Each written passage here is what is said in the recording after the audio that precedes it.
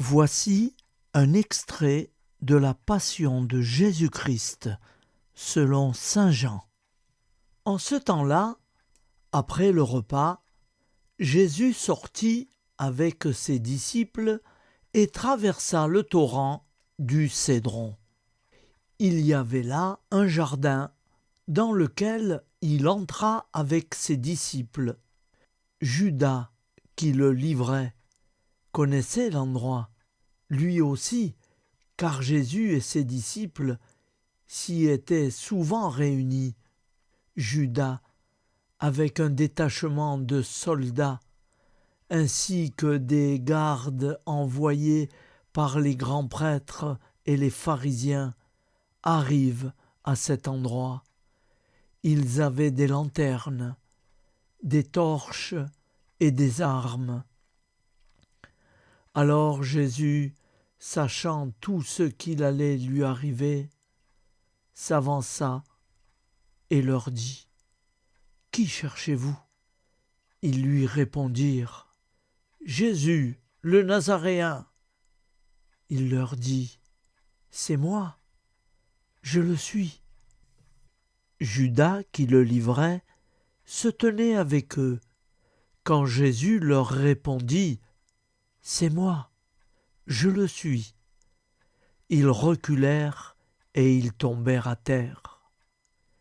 Il leur demanda de nouveau : « Qui cherchez-vous ? » Ils dirent : « Jésus, le Nazaréen. » Jésus répondit : « Je vous l'ai dit, c'est moi, je le suis. Si c'est bien moi que vous cherchez, ceux-là, laissez-les partir. » Ainsi s'accomplissait la parole qu'il avait dite : « Je n'ai perdu aucun de ceux que tu m'as donnés. » Or, Simon-Pierre avait une épée. Il la tira, frappa le serviteur du grand prêtre et lui coupa l'oreille droite. Le nom de ce serviteur était Malchus. Jésus dit à Pierre : « Remets ton épée au fourreau.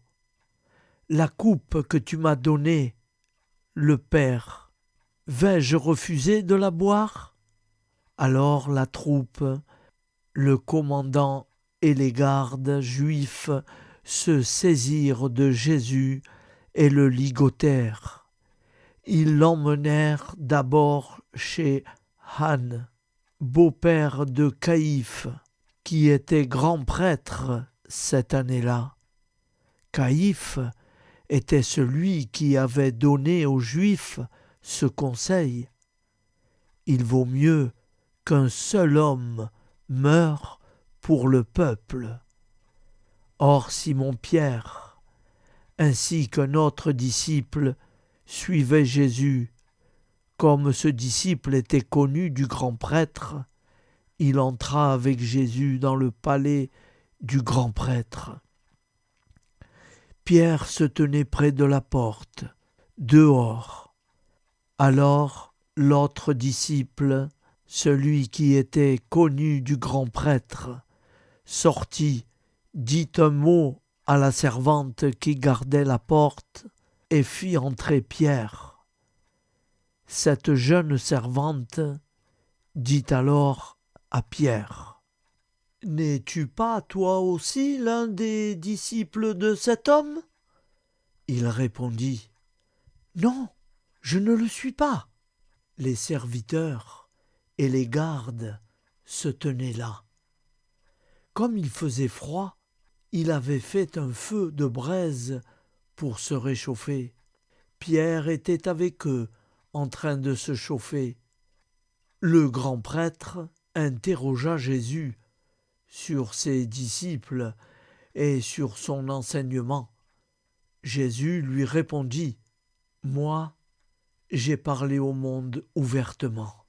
J'ai toujours enseigné à la synagogue et dans le temple, là où tous les Juifs se réunissent, et je n'ai jamais parlé en cachette.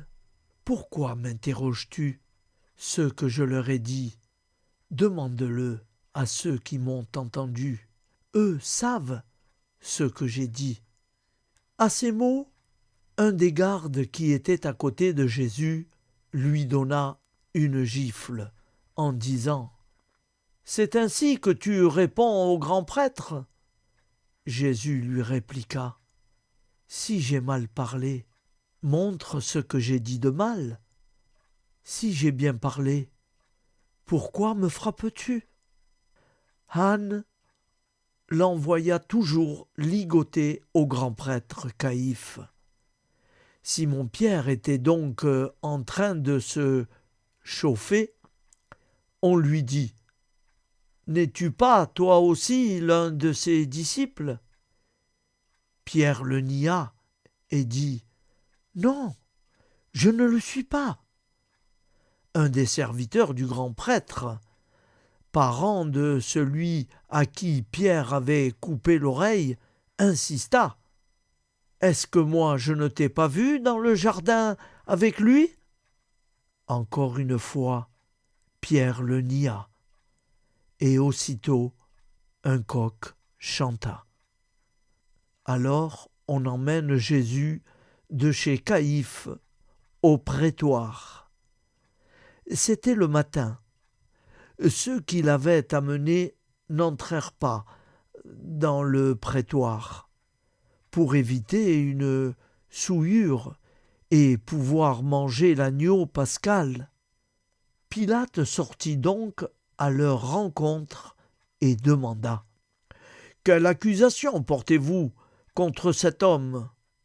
Ils lui répondirent « S'il n'était pas un malfaiteur, nous ne l'aurions pas livré cet homme. » Pilate leur dit « Prenez-le vous-même et jugez-le suivant votre loi. » Les Juifs lui dirent « Nous n'avons pas le droit de mettre quelqu'un à mort. » Ainsi s'accomplissait la parole que Jésus avait dite pour signifier de quel genre de mort il allait mourir. Alors Pilate entra dans le prétoire, il appela Jésus et lui dit « Es-tu le roi des Juifs ?» Jésus lui demanda « Dis-tu cela de toi-même, ou bien d'autres te l'ont dit à mon sujet ?» Pilate répondit « Est-ce toi le roi des Juifs ? Est-ce que je suis juif, moi ? Ta nation et les grands prêtres t'ont livré à moi. Qu'as-tu donc fait ?» Jésus déclara « Ma royauté n'est pas de ce monde. Si ma royauté était de ce monde, j'aurais des gardes qui se seraient battus pour que je ne sois pas livré aux Juifs. En fait, ma royauté n'est pas d'ici. » Pilate lui dit « Alors, tu es roi ?» Jésus répondit « C'est toi-même qui dis que je suis roi. Moi, je suis né, je suis venu dans le monde pour ceci, rendre témoignage à la vérité. Quiconque appartient à la vérité, écoute ma voix. » Pilate lui dit « Qu'est-ce que la vérité ?» Ayant dit cela, il sortit de nouveau à la rencontre des Juifs, et il leur déclara « Moi, je ne trouve en lui aucun motif de condamnation. Mais chez vous, c'est la coutume que je vous relâche quelqu'un pour la Pâque. Voulez-vous donc que je vous relâche le roi des Juifs ?» Alors ils répliquèrent en criant « Pas lui, mais Barabbas !» Or, ce Barabbas était un bandit. Alors Pilate fit sortir Jésus pour qu'il soit flagellé. Les soldats tressèrent avec des épines une couronne qui lui posèrent sur la tête. Puis ils le revêtirent d'un manteau pourpre. Ils s'avançaient vers lui et ils disaient Salut à toi, roi des Juifs !» Et il le flagellait. Pilate, de nouveau sortit dehors et leur dit : « Voyez, je vous l'amène dehors pour que vous sachiez que je ne trouve en lui aucun motif de condamnation. » Jésus donc sortit dehors, portant la couronne d'épines et le manteau pourpre. Et Pilate leur déclara : « Voici l'homme !» Quand ils le virent, les grands prêtres et les gardes se mirent à crier : « Crucifie-le ! Crucifie-le ! » Pilate leur dit : « Prenez-le vous-même et crucifiez-le.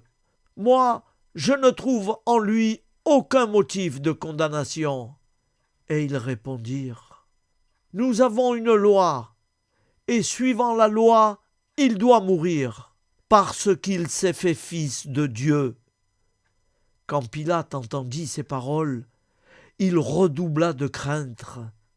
Il entra dans le prétoire et dit à Jésus : « D'où es-tu » Jésus ne lui fit aucune réponse. Pilate lui dit alors : « Tu refuses de me parler, à moi ? Ne sais-tu pas que j'ai le pouvoir de te relâcher et pouvoir te crucifier ?» Jésus répondit : « Tu n'as aucun pouvoir sur moi si tu ne l'avais reçu d'en haut. C'est pourquoi celui qui m'a livré à toi porte un péché plus grand. » Dès lors, Pilate cherchait à le relâcher. Mais des Juifs se mirent à crier : « Si tu le relâches, tu n'es pas un ami de l'empereur. Quiconque se fait roi s'oppose à l'empereur. » En entendant ces paroles, Pilate emmena Jésus dehors. Il le fit asseoir sur une estrade, au lieu dit le dallage, en hébreu Gabbatha. C'était le jour de la préparation de la Pâque. Vers la 6e heure, environ midi, Pilate dit aux Juifs : « Voici votre roi !» Alors ils crièrent : « À mort ! À mort ! Crucifie-le !» Pilate leur dit : « Vais-je crucifier votre roi ?» Les grands prêtres répondirent : « Nous n'avons pas d'autre roi que l'empereur. » Il leur livra Jésus, qu'il soit crucifié. Ils se saisirent de Jésus, et lui-même, portant sa croix, sortit en direction du lieu dit le crâne, ou calvaire, qui se dit en hébreu Golgotha. C'est là qu'ils le crucifièrent, et 2 autres avec lui, l'un de chaque côté, et Jésus au milieu. Pilate avait rédigé un écriteau qu'il fit placer sur la croix. Il était écrit : « Jésus, le Nazaréen, roi des Juifs. » Beaucoup de Juifs lurent cet écriteau parce que l'endroit où l'on avait crucifié Jésus était proche de la ville et que c'était écrit en hébreu, en latin et en grec.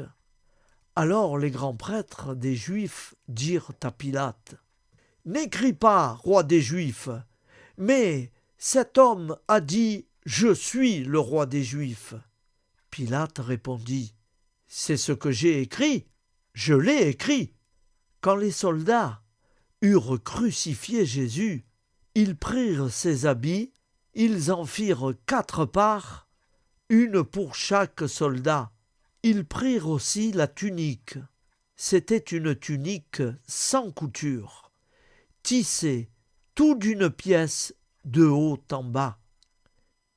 Alors ils se dirent entre eux : « Ne la déchirons pas, désignons par le sort celui qui l'aura. » Ainsi s'accomplissait la parole de l'Écriture.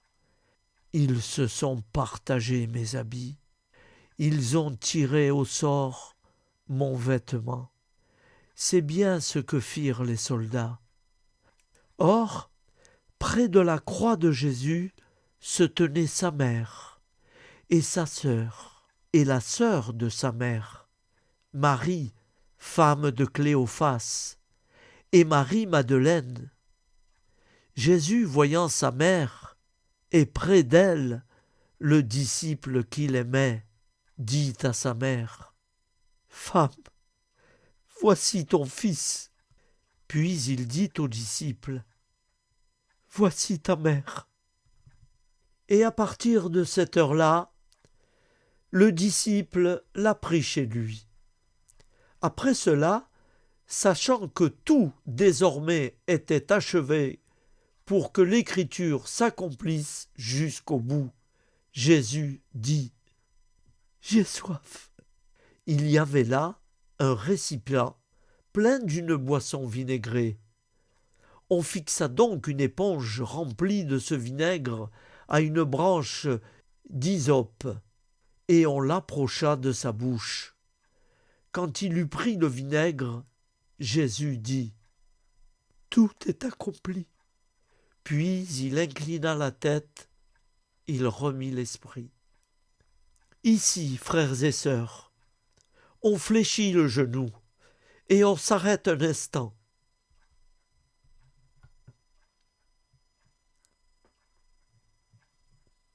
Comme c'était le jour de la préparation, c'est-à-dire le vendredi, il ne fallait pas laisser les corps en croix durant le sabbat, d'autant plus que ce sabbat était le grand jour de la Pâque. Aussi les Juifs demandèrent à Pilate qu'on enlève les corps après leur avoir brisé les jambes. Les soldats allèrent donc briser les jambes du premier, puis de l'autre homme crucifié avec Jésus. Quand ils arrivèrent à Jésus, voyant qu'il était déjà mort, ils ne lui brisèrent pas les jambes. Mais un des soldats, avec sa lance, lui perça le côté. Et aussi, il en sortit du sang et de l'eau. Celui qui a vu rend ce témoignage, et son témoignage est véridique. Et celui qui sait qu'il dit vrai, afin que vous aussi vous croyiez. Cela, en effet, arrivera pour que s'accomplisse l'Écriture. Aucun de ces os ne sera brisé.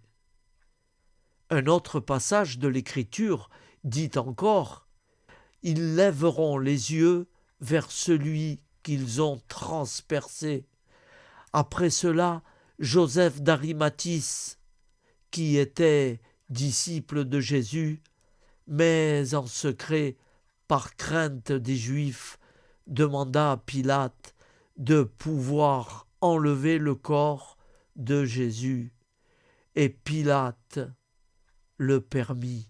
Joseph vint donc enlever le corps de Jésus. Nicodème, celui qui, au début, était venu trouver Jésus pendant la nuit, vint lui aussi. Il apportait un mélange de myrrhe, et d'après, pesant environ 100 livres, ils prirent donc le corps de Jésus, qu'ils lièrent de linge, et, employant les aromates selon la coutume juive, d'ensevelir les morts à l'endroit où Jésus avait été crucifié.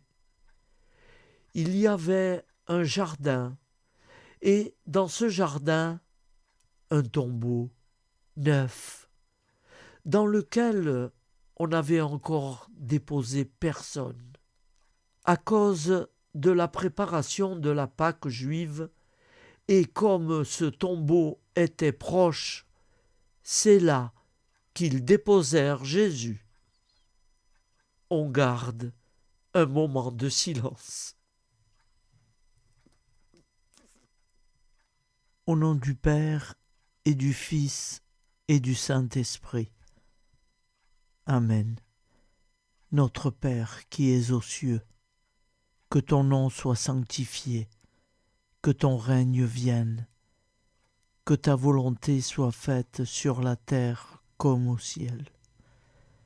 Donne-nous aujourd'hui notre pain quotidien. Pardonne-nous nos offenses, comme nous pardonnons aussi à ceux qui nous ont offensés. Et ne nous laisse pas entrer en tentation, mais délivre-nous du mal. Car c'est à toi qu'appartient le règne, la puissance et la gloire pour les siècles des siècles. Amen.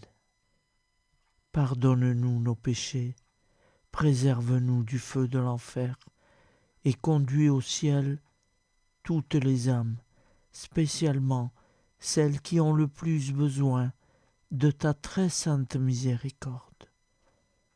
Au nom du Père, et du Fils, et du Saint-Esprit, ainsi soit-il. Seigneur Jésus, je te confie toutes les intentions de prière de tous nos frères et sœurs qui nous écoutent tous les jours, qui te prient le matin, dans la journée et pour terminer le soir, qui sont toujours là, et tu sais combien ils sont nombreux. Alors, je te le redis, je remets toutes nos intentions de prière au pied de ta croix. Seigneur, soulage-les. Ils ne te prient pas pour rien, c'est qu'ils sont vraiment dans la peine et dans le besoin. Merci Seigneur pour tout ce que tu fais. Au nom du Père et du Fils et du Saint-Esprit, ainsi soit-il.